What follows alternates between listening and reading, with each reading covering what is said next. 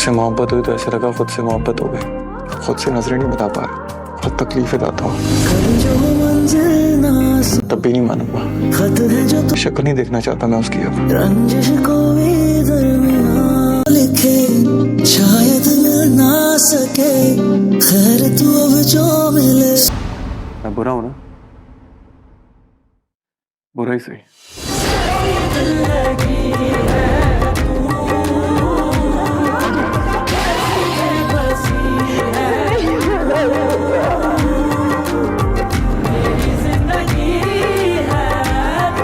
जैसे ही आयरा की पेशेंट को होश आता है, आयरा फौरन उसके पास आती है और बेचैनी से पूछती है, तुम्हें ये जहर किसने दिया है?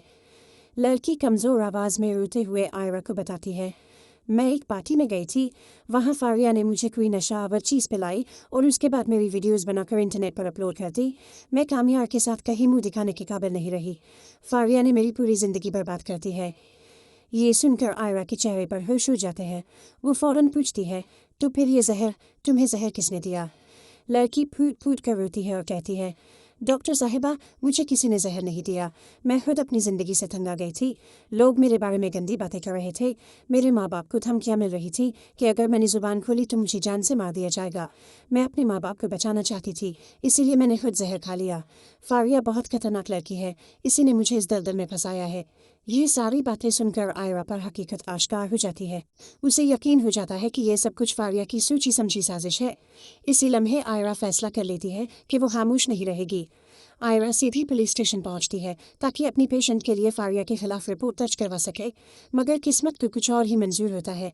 जैसे ही आयरा पुलिस स्टेशन में दाखिल होती है, अचानक उसका सामना कामयार से हो जाता है। कामयार पुलिस स्टेशन में क्या कर रहा है और आयरा और कामयार का इस लम्हे आमने सामने आ जाना, क्या ये महज इत्तेफाक है या कुदरत का कोई इशारा? आयरा हैरत से कामयार की तरफ देखती है। कामयार भी एक लम्हे के लिए रुक जाता है, फिर फौरन नजरें चुरा लेता है क्योंकि अब वो आयरा का चेहरा तक देखना नहीं चाहता।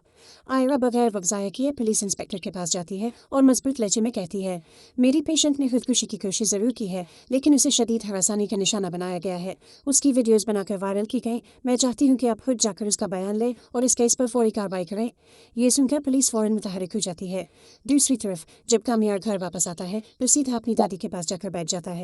बड़ी हुई आवाज़ में कहता है, दादी, आज मैंने फिर आयरा को देखा है, मगर दुआ करें कि अब वो कभी मेरे सामने ना आए। मुझे इस लड़की से नफरत हो गई है। मैंने खुद को बदलने की बहुत कोशिश की, मगर उसने मेरी एक भी कोशिश कबूल नहीं की, उल्टा मुझे धक्के देकर अपनी ज़िंदगी से निकाल दिया। मैं अब ज़िंदगी से तंग आ चुका हूँ। दादी, दुआ करें कि मैं मर जाऊँ, ये या फिर ये गलतफहमियाँ दोनों की ज़िंदगियों को हमेशा के लिए जुदा कर देंगी।